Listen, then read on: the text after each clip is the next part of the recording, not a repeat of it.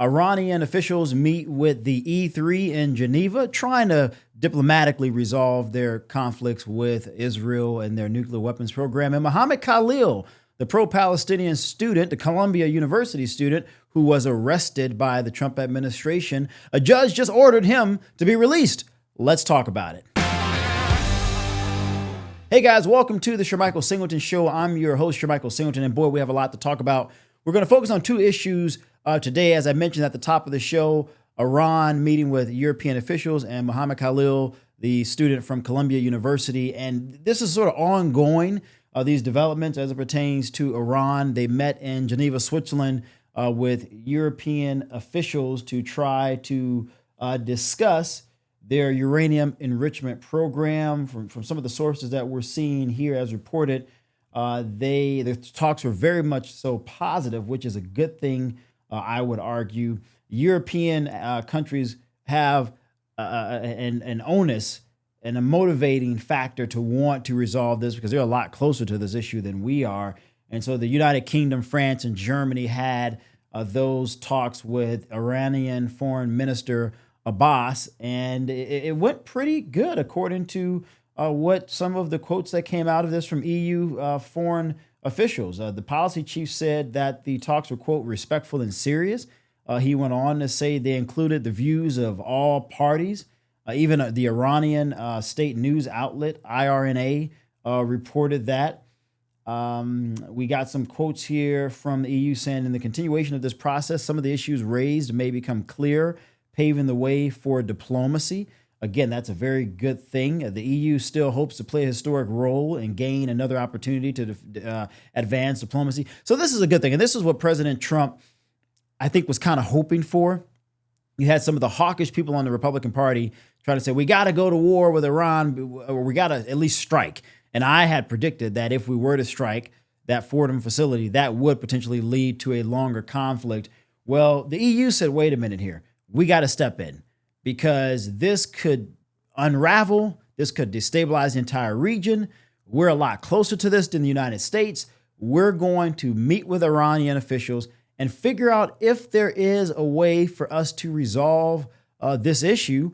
And the Iranians, to their credit, flew to Geneva, Switzerland, and they're trying to resolve this. And ladies and gentlemen, that's what we want. We all know how serious our last conflict in the Middle East was. Iraq, Afghanistan. The net results were disastrous. The entire region destabilized. Joe Biden pulled out of Afghanistan. The Taliban is now once again in control. Iraq is certainly unstable at best. A look at Syria. Syria is a complete mess now. The Houthis, we did not defeat them in Yemen. And then also think about Gaddafi. You know, Hillary Clinton, that was a complete disaster. Quote unquote, regime change was not successful. Regime change in Iraq, not successful. Regime change in Afghanistan, not successful. We have attempted, at least those of us in the United States, at trying to remove people who we viewed as being a threat to U.S. interest or a threat to U.S. security and diplomacy. And every time we've tried this, it's never worked. It has never worked. You think about Al-Qaeda, who was responsible for the creation of Al-Qaeda? Whose actions in that part of the world? The United States. ISIS, whose actions in part contributed to the formulation of ISIS? The United States. We do not have a successful track record of involving ourselves in the Middle East. And anytime we've tried under the onus of spreading peace and diplomacy and democracy, we have made things worse. It's caused the creation of these terrorist organizations. It's destabilized countries, oftentimes making it far worse. Whatever you may think about Saddam Hussein, at least he had a check. As horrible as of a person Saddam was, he had a check on the Iranians. Now, the Iranians now have a nuclear weapons program, enriching uranium, a threat to Israel, a threat to other countries in the region once they get to full capacity and ultimately develop a nuclear missile, meaning they can put it on a warhead. And they're very close to that, according to the International Atomic Energy Agency. We'll see ultimately what that evidence is next week when members of Congress are briefed by intelligence officials from the White House. But it's not looking good. Nevertheless, we don't have a successful track record. We have not. And we oftentimes in this country, we forget our role in the formulation of these terrorist groups that I just cited, ISIS, Al-Qaeda. We forget that it was our toiling around in that part of the world under the guise, again, that we're making things better, actually making things worse, that people were saying, we don't want you here. The Russians tried this in Afghanistan. They spent years in Afghanistan and were ultimately removed. In the 1950s, the United States tried regime change in Iran. It did not work. It doesn't work.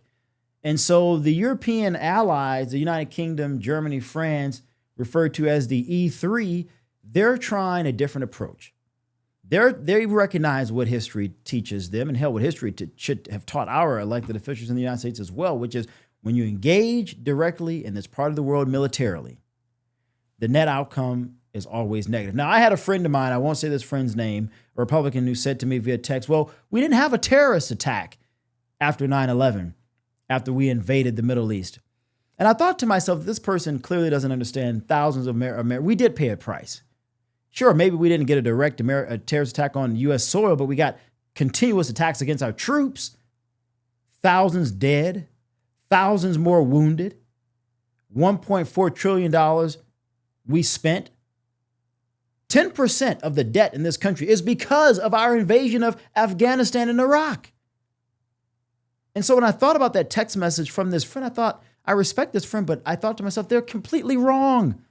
We did pay a price with lives. Our soldiers paid with their ligaments, mentally, PTSD. And the American taxpayers paid with $1 trillion plus. That's now 10% of the debt in this country, which in a couple of more years will be the number one line item on the federal budget. By 2050, it will be double our GDP. So we did pay a price.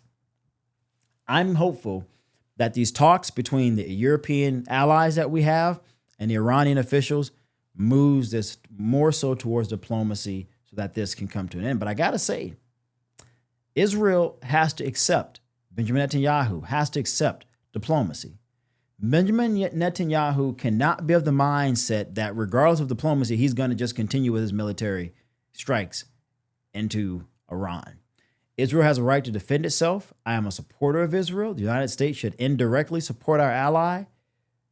But you have to make room, ladies and gentlemen, for diplomacy to live. You have to. This is not directly our fight here. Now, we don't want the Iranians to have nuclear weapons because it's not in our interest either, because they're such an unstable government. We don't want them strapping a nuclear warhead to an intercontinental ballistic missile and trying to fly it towards the United States. That's not good for us either. But there are other approaches we can have here. And my hope is that the European Union, with our help, can figure that out. And I think it's why President Trump was meandering for a couple of days, just trying to figure out what is the right choice. Do I really want to make this decision? Do I really want to involve military, the U.S. military in this? And if I do, and Iran directly attacks U.S. bases in the region, or Iran activates some of their proxy groups in Iraq, or the Houthis or other groups in the region, and they wound or kill American soldiers, then we will have no choice not only to respond with unilateral force, but it may string out to be a much longer, more complicated conflict. And that's something that I think the president is really recognizing, which is why he said, look, you got 2 weeks. I'm giving you 2 weeks to come to the table diplomatically to figure this out. And ladies and gentlemen, the Iranians are doing just that in Geneva, Switzerland today. And I have to recognize that. And my hope is that we avoid this. My hope is that the United States does not have to get directly involved. We have to try to find a peaceful resolution to this, because if not, the outcomes may not be great for any of the parties involved. And so we're going to keep you updated on what's going on with this. I'm going to try to have this as at least one part of the show every single week. We're going to take a quick break, and when we come back, we're going to talk about Mohammed Khali, the pro-Palestinian protester in Columbia University student who was arrested by the Trump administration. A judge just announced today, the day of this recording, which is a Friday, that he should be released from custody and enter back out into the public. We'll talk about it. We'll be right back after this. We have been silenced for years. Americans are done with that bull crap. And here, there are no fact checkers. No one's going to censor what I say. The goal is to bring you the God's honest truth so that you know the truth, not just some story. Behind the curtain, we had a president who was too tired to stand and too confused to lead. We have three branches of government, but the Democrats would lead you to believe that there's only one, and that's the executive branch, and that he's going to ruin the Constitution, and he's staging a coup. Against who exactly? My goal is to keep you in the loop and the constant attack on our right to keep bear arms. I'm unapologetically a conservative because I believe there are truths bigger than this moment. For some reason, there are some fat in the black community that believe that certain diets are racist. When I saw that, I was like, I gotta send this. What is f***ing pronouns? Why all of a sudden are we so concerned with grammar?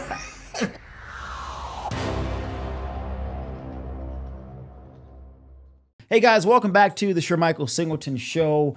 As I stated, I wanted to talk to you guys about Mohammed Khali. That's a pro-Palestinian Columbia University student who's been at the center of this long-running deportation fight. The Trump administration wanted to remove him out of the country. A federal judge has ordered his release. Some of the details here. A federal judge has ordered that Palestinian activist Mohammed Khali be granted release Friday from a Louisiana ICE detention center more than 3 months after he was arrested outside of his apartment on Columbia University's campus. The judge, Michael Farbiars, stated, quote, "I'm going to exercise the discretion that I have to order the release of the petitioner in this case."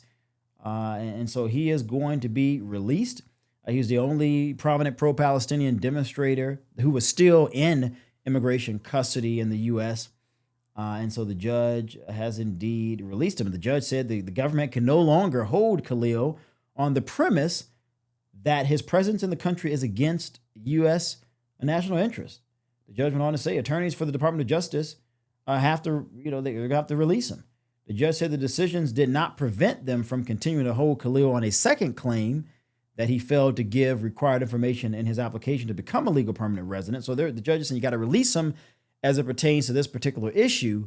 But the judge is saying on the second claim, I'm not preventing you from continuing to hold Khalil on this claim. The judge ruled last week that the administration's interpretation of his order is correct, saying Khalil's legal team did not put forward factual evidence as to why it might be unlawful to detain him on the second charge. So the judge is saying, look, you cannot hold Mohammed Khali on this charge that he's against the national interest of the United States because of his protest and his involvement with protests on Columbia's campus as it pertained to the pro-Palestinian issue, spreading the new Antifada, that nonsense. The judge is saying you can't do this. But the judge is saying on the second claim that he failed to give the required information for his application to become a legal permanent resident is true. It's substantiated.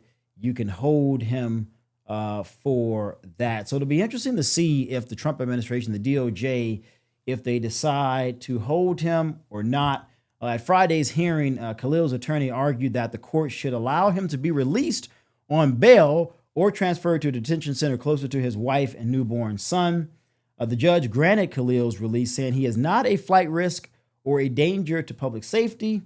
Quote, "The petitioner is not a flight risk." This is the judge talking here. "The petitioner is not a flight risk, and evidence that has been presented to me at least is that he is not a danger to the community, period, full stop." So this is a developing story.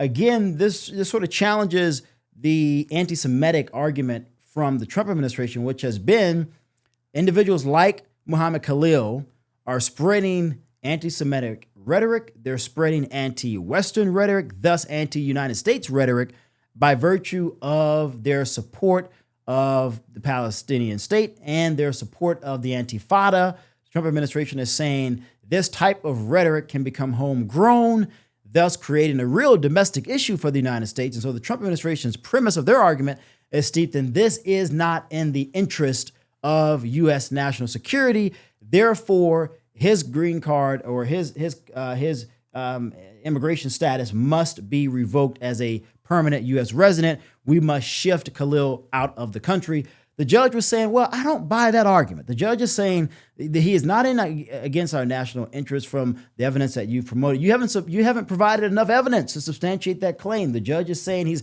not a flight risk. The judge is saying he's not a danger to the community.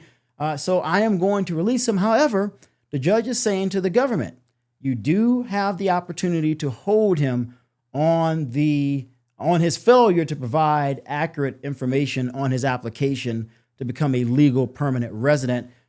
I'm not sure, we're not sure yet if the Department of Justice is going to make an effort to do that based on that secondary claim, or if they're going to allow Khalil to completely be released and make further arguments before the judge to see if there's another way they can hold Khalil in ICE custody and ultimately revoke his status and send him back to his home country. We will see. I wanted to update you guys on this. Guys, this is something to continue to watch. College campuses are on summer break right now. When colleges return this August, for fall session, we'll see if protests continue because of the Israel-Iranian conflict. There's still the issue with Gaza and the Palestinians and Israel. That is still a bit of a conundrum. So we'll see if we see college students continuing to protest there. And if they do, what will the response be from the Trump administration? Institutions like Columbia and other Ivy League schools have tried to placate the administration somewhat to address the administration's real and valid issues about anti-Semitism. We have seen an increase in anti-Semitism and anti-Zionist and anti-Jewish rhetoric and protest on college campuses across the country. So we will see this fall if this returns and how these college campuses handle it, number one. And then number two, if they don't handle it, how the Trump administration will address potentially attempting to revoke the immigration status of some of these students who are here on either a temporary visa status or maybe even a permanent visa status to be educated in the United States with the hope of trying to stay longer. So I want to keep you guys abreast of the news of the day.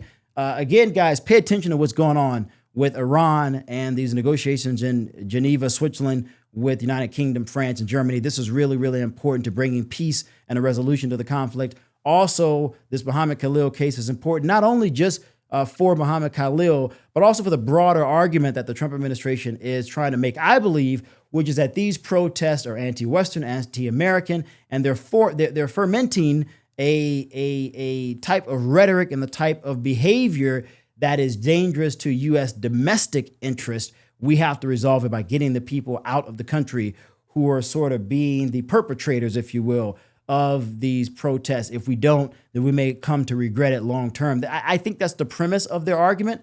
Again, they didn't pass the smell test in this particular case as it pertains to Mr. Khalil, but let's see if they try to reform that argument with Khalil or others in the future. I'm Shermichael Singleton. This has been the Shermichael Singleton Show. Like, subscribe if you're watching us on YouTube. Drop those comments below and let us know what you think. I'll see you on the next one. Take care.